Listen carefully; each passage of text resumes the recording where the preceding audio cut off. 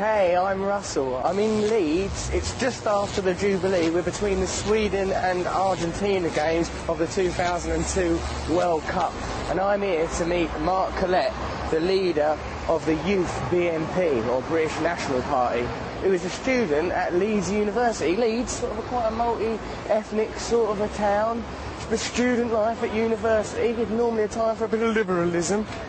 And Mark Collet has taken up the sabre of British nationalism. So, you know, I saw the reason I wanted to meet Mark was because I sort of read an article about him, and he's obviously like an idealistic young man, you know, sort of he's got a strong sort of belief system, and that's admirable, is it? No matter how disgusting his beliefs are, or how, you know, how much they may repulse like the rest of us. So that's why we're here.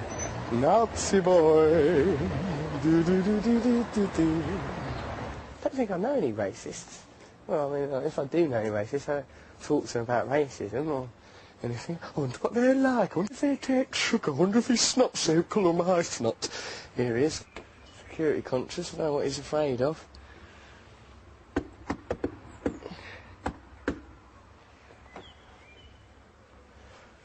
What's he doing in there? Putting out crucifixes, I shouldn't wonder. Hi. Are you Mark? Yeah. Hey, I'm Russell. Hi, how you doing? I'm grand, man. Nice to meet you. Come in. Cheers, geezer. So this is your land? Yeah, take a seat. Cheers, man. Business and economics you're doing, aren't you? Business economics, yeah. I just finished today, it's my last exam. Cool. So, can I have a little look around the place then with you, mate? Can you show us around? Sure. Are you going to film? Yeah, if that's all right with you. Well, that's the cool, kitchen, there's no need going in there, it's just a mess. Oh, don't be shy about this, mate. Yeah, it's just human to make a mess. We all do that. That's not a human mess. That's just this is subhuman.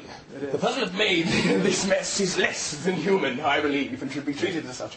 So I made the mess.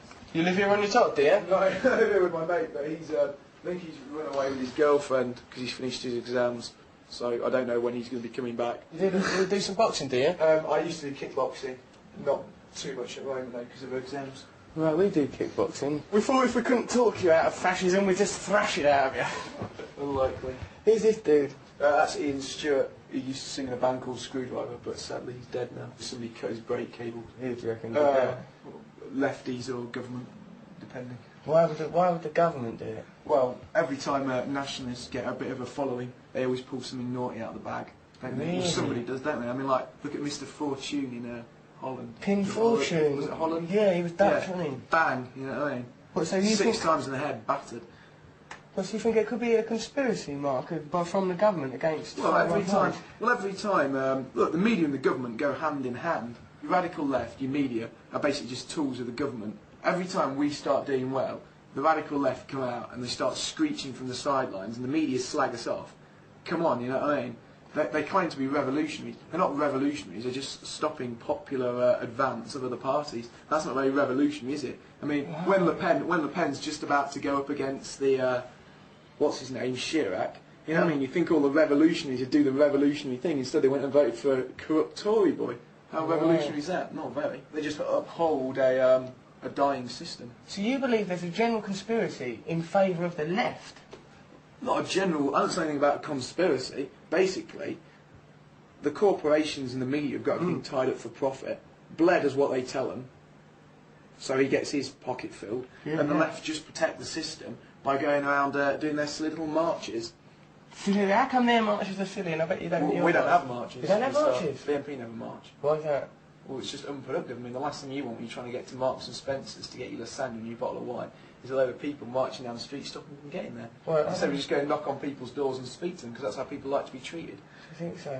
And I suppose that nationalism's history has got bad connotations with the old marching front, isn't it? Nuremberg, etc. Do you know what I mean? If you see a bunch of youths like marching down the street, I mean, it gives an intense impression. Especially if we're all wearing brown shirts. Yeah, that's good to keep the wardrobe white and the ethnic policy white. What a wacky guy you are. Thank you very much, man. Britain first. May I take? You can have it. Put British people first.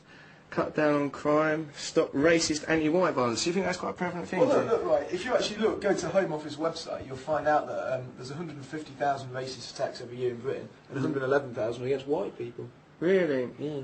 Have you? Have you ever felt that you've suffered racism Yourself?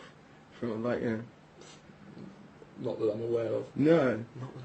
Not that you're aware of, but there may have been secret racism that's secretly occurring. Well, no, it's because it's simply like, if you go for a job or whatever, you might not know that you've not been selected, but a lot of firms have to meet ethnic quotas, so you might not get the job. You might not know directly why you didn't, but you might have been qualified for it, but not got it, because they had to give it to an ethnic. You never know when you're a victim of positive discrimination, because it's just a log in someone's book. I'm not talking about conspiracy or anything, I'm just talking about sensible what it is, you know what I mean? Right, yeah, fair enough, Mark.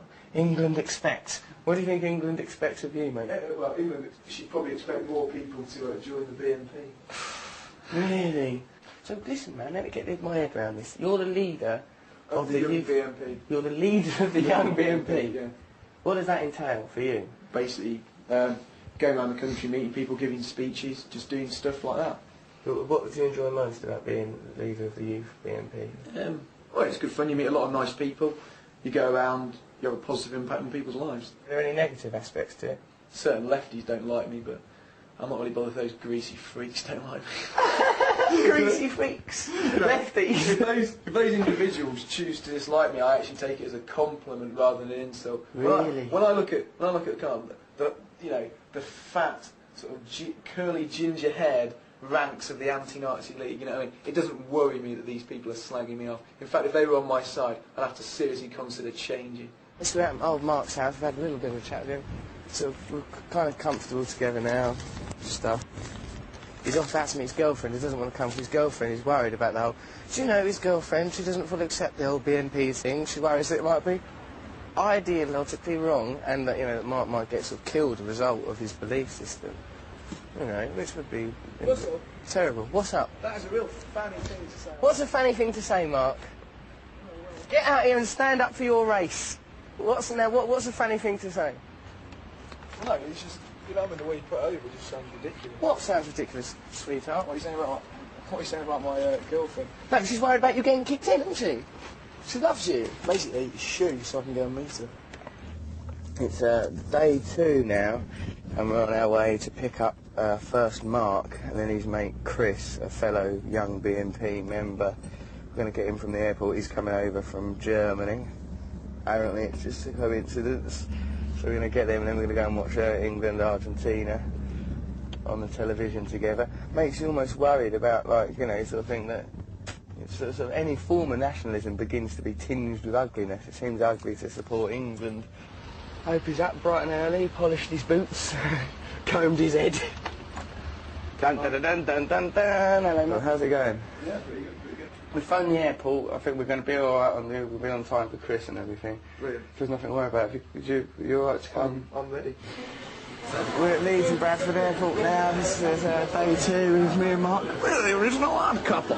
I don't think the sunglasses are really necessary, Russell. Don't you think so? No. They don't add to your level of coolness. In fact, they take you down a peg or two. Detract. Especially on a highly overcast day in rainy Leeds. I just wanted to look at the world in different colours, Mark. I'd rather wear these spectacles than your blinkers. You don't really agree with terrorism, do you? Not really. Political solutions. Political solutions. No violence. I'm not a violent man, Russell. No. I'm not a violent man. You're not a man. Well, I think I'm a little bit more of a man than you. Do you? Yeah. Based on what? Well, based on many things. Such as?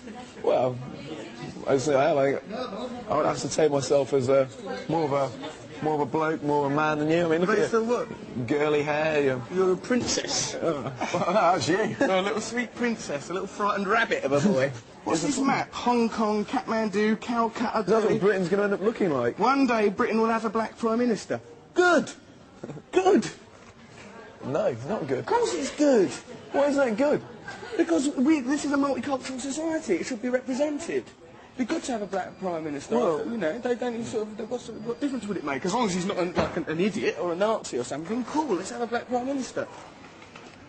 Well, I'd have to be a Nazi if he's black.